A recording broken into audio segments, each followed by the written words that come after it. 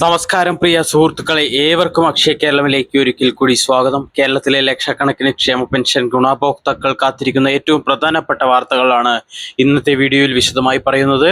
Pension 3000 രൂപ ആക്കുമോ? പുതിയ അർഹത പരിശോധന എങ്ങനെ നടക്കും?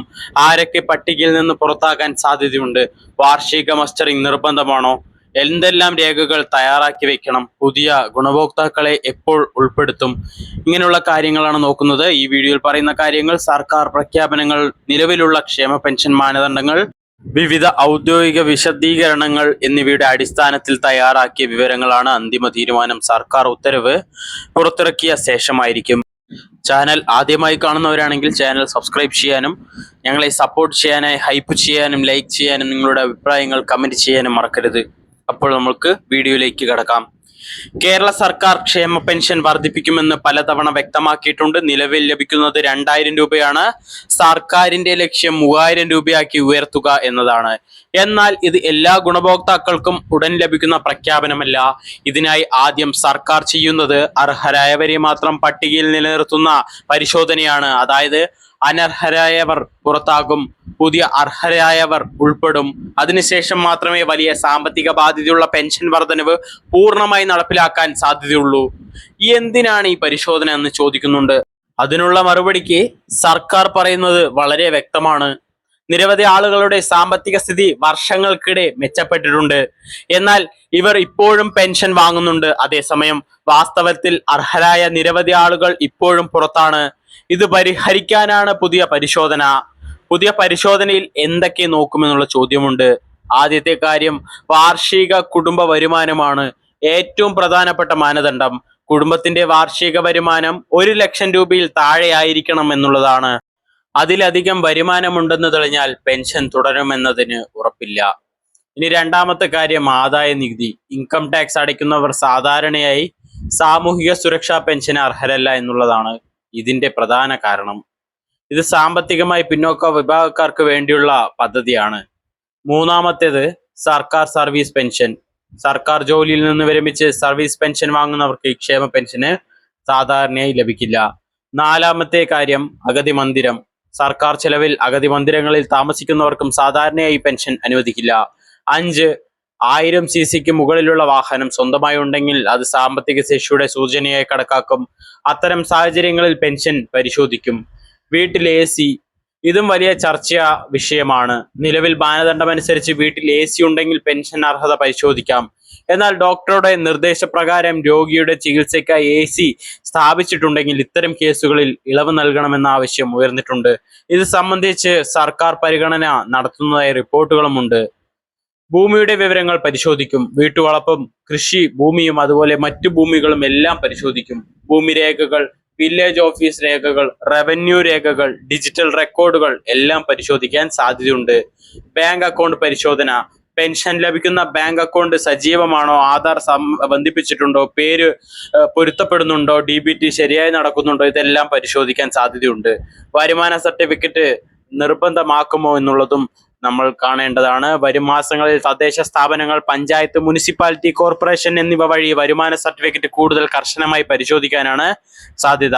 അതിനാൽ ഇൻകം സർട്ടിഫിക്കറ്റ് കാലാവധി കഴിഞ്ഞിട്ടുണ്ടെങ്കിൽ പുതുക്കി വയ്ക്കുക. ഇപ്പോൾ ഇത് അപേക്ഷിക്കാനുള്ള സമയപരിധിയൊന്നും വന്നിട്ടില്ല, അപേക്ഷിക്കാനുള്ള തീയതി ഒന്നും വന്നിട്ടില്ല. ഇപ്പോൾ വാർഷിക മസ്റ്ററിംഗ് ആണ് നടക്കുന്നത്. ഏറ്റവും കൂടുതൽ ആളുകൾ ചോദിക്കുന്ന ചോദ്യം മസ്റ്ററിംഗ് എന്താണെന്നുള്ളതും അതുപോലെ മസ്റ്ററിംഗ് ചെയ്തില്ലെങ്കിൽ പെൻഷൻ മുടങ്ങുമോ എന്നുള്ളതാണ്. മസ്റ്ററിംഗ് എന്നത് ഗുണഭോക്താവ് ജീവനോടെ ഉണ്ടെന്നും പെൻഷൻ ഇപ്പോഴും അർഹനാണെന്നും സ്ഥിരീകരിക്കുന്ന വാർഷിക പരിശോധനയാണ് ഇത് നടത്തുന്നത്. സർക്കാരിന്റെ ക്ഷേമ പെൻഷൻ സംവിധാനത്തിലെ ഏറ്റവും പ്രധാനപ്പെട്ട നടപടിയിൽ ഒന്നാണ് മസ്റ്ററിംഗ്. സാധാരണയായി അക്ഷയ കേന്ദ്രങ്ങൾ, പഞ്ചായത്ത് ഓഫീസുകൾ, നഗരസഭകൾ, പ്രത്യേക ക്യാമ്പുകൾ, ബയോമെട്രിക് ഉപകരണങ്ങൾ വഴിയാണ് മസ്റ്ററിംഗ് നടത്തുന്നത്. ചില സാഹചര്യങ്ങളിൽ കിടപ്പ് രോഗികൾക്കും കിടപ്പിലായ മുതിർന്നവർക്കും വീട്ടിലെത്തി മസ്റ്ററിംഗ് നടത്താനുള്ള സംവിധാനം ഉണ്ടാവാറുണ്ട്. മസ്റ്ററിങ്ങിന് കൊണ്ടുപോകുമ്പോൾ ആധാർ കാർഡ്, പെൻഷൻ ID ഉണ്ടെങ്കിൽ അത് കൊണ്ടുപോകണം. അതുപോലെ ഈ കാര്യങ്ങളാണ് പ്രത്യേകിച്ച് ശ്രദ്ധിക്കേണ്ടത്, ആധാറും പെൻഷൻ ID-യും. അതുപോലെ തന്നെ മസ്റ്ററിംഗ് ചെയ്തില്ലെങ്കിൽ എന്ത് സംഭവിക്കുന്നുള്ള ചോദ്യമുണ്ട്. സർക്കാർ നിശ്ചയിക്കുന്ന സമയപരിധിക്കുള്ളിൽ, അതായത് സെപ്റ്റംബർ 30-നുള്ളിൽ മസ്റ്ററിംഗ് പൂർത്തിയാക്കാത്തവർക്ക് പെൻഷൻ താൽക്കാലികമായി തടസ്സപ്പെടാൻ സാധ്യതയുണ്ട്. അതിനാൽ പെൻഷൻ മസ്റ്ററിംഗ് പൂർത്തിയാക്കുക.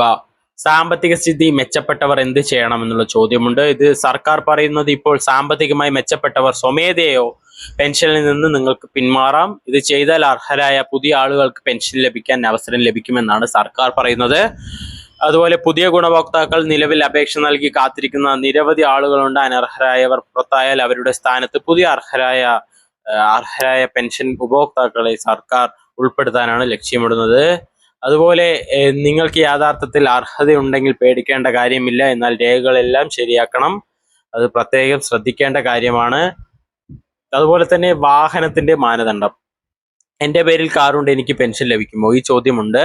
സർക്കാർ പരിശോധിക്കുന്നത് വാഹനത്തിന്റെ രജിസ്ട്രേഷൻ വിവരങ്ങളും അതിന്റെ സ്വഭാവവുമാണ്.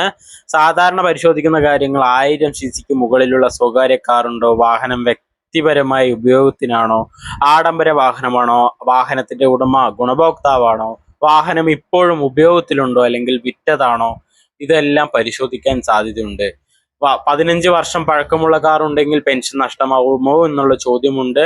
വാഹനത്തിന്റെ പ്രായം മാത്രം നോക്കിയല്ല തീരുമാനം, അന്തിമ മാനദണ്ഡം സർക്കാർ ഉത്തരവിലാണ് വ്യക്തമാവുക. ഇനി മറ്റൊരു സംശയം ജനങ്ങൾക്കുണ്ട്, വാഹനം മകന്റെ പേരിലാണെങ്കിൽ എന്ത് ചെയ്യുന്നുള്ളത്. അത് കുടുംബത്തിന്റെ ആകെ സാമ്പത്തിക സാഹചര്യം പരിശോധിക്കുന്നതിന്റെ ഭാഗമായി വിലയിരുത്താൻ സാധ്യതയുണ്ട്. അന്തിമ പരിശോധന ബന്ധപ്പെട്ട ഉദ്യോഗസ്ഥരുടെ റിപ്പോർട്ടിന്റെയും സർക്കാർ മാനദണ്ഡങ്ങളുടെയും അടിസ്ഥാനത്തിലായിരിക്കും. ഇനി ഇരുചക്ര വാഹനം, ബൈക്ക് അല്ലെങ്കിൽ സ്കൂട്ടർ ഉള്ളത് മാത്രം കൊണ്ട് പെൻഷൻ നഷ്ടമാകുമെന്ന് നിലവിൽ ഔദ്യോഗികമായി പറയാനാകില്ല. സർക്കാർ ഉത്തരവ് അന്തിമമാണ്.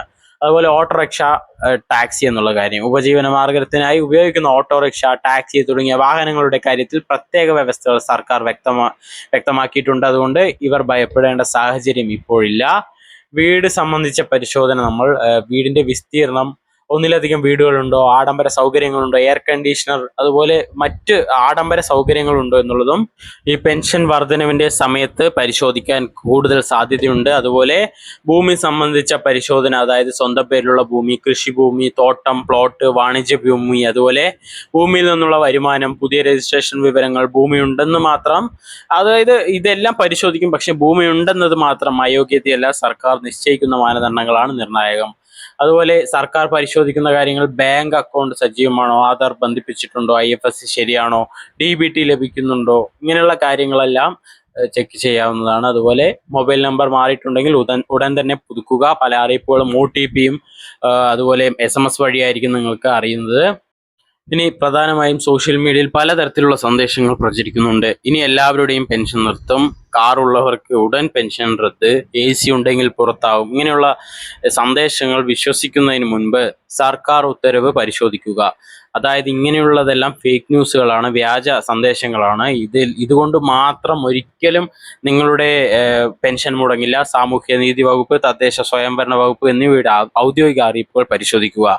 അന്തിമ മാനദണ്ഡങ്ങൾ, അതായത് മാനദണ്ഡങ്ങളെക്കുറിച്ച് ഒരു 17 മാനദണ്ഡങ്ങൾ ഇപ്പോൾ നിലവിലുണ്ട്. അതിനെക്കുറിച്ചുള്ള വീഡിയോ നമ്മുടെ ചാനലിലുണ്ട്, അത് മൊത്തമായും കാണുക. അതുപോലെ അന്തിമ മാനദണ്ഡങ്ങൾ സർക്കാർ ഉത്തരവിലൂടെയാണ് പ്രാബല്യത്തിൽ വരിക. ഇപ്പോൾ എല്ലാവരും സമയബന്ധിതമായി മസ്റ്ററിംഗ് പൂർത്തിയാക്കുക. അതുപോലെ തന്നെ ഈ പ്രത്യേകിച്ച് സെപ്റ്റംബർ 30 വരെ വെയിറ്റ് ചെയ്യരുത്. എത്രയും വേഗം മസ്റ്ററിംഗ് ചെയ്യാൻ പറ്റുമോ അത്രയും വേഗം ചെയ്യുക. അതുപോലെ തന്നെ ഇനി മസ്റ്ററിംഗ് എല്ലാം കഴിഞ്ഞതിന് ശേഷം ഒരുപക്ഷെ പെൻഷൻ വർദ്ധിപ്പിക്കുകയാണെങ്കിൽ ഇതുപോലുള്ള മാനദണ്ഡങ്ങൾ പരിശോധിക്കാൻ സാധ്യതയുണ്ട്. അതുകൊണ്ട് എല്ലാവരും ശ്രദ്ധിക്കുക. ഇപ്പോൾ ആരും തന്നെ ആശങ്കപ്പെടേണ്ട സാഹചര്യവും ഇല്ല. അതുകൊണ്ട് എല്ലാവരും സമയബന്ധിതമായി മസ്റ്ററിംഗ് പൂർത്തിയാക്കുക. ഇതുപോലെയുള്ള ഇൻഫോർമേറ്റീവ് വീഡിയോസിനായി ചാനൽ സബ്സ്ക്രൈബ് ചെയ്യാനും ഞങ്ങളെ സപ്പോർട്ട് ചെയ്യുന്നതിനായി ഹൈപ്പ് ചെയ്യാനും ലൈക്ക് ചെയ്യാനും നിങ്ങളുടെ അഭിപ്രായങ്ങൾ കമൻറ്റ് ചെയ്യാനും മറക്കരുത്. വീണ്ടും ഒരു വീഡിയോയിൽ കാണാം. അതുവരേക്കും നന്ദി, നമസ്കാരം, ശുഭദിനം.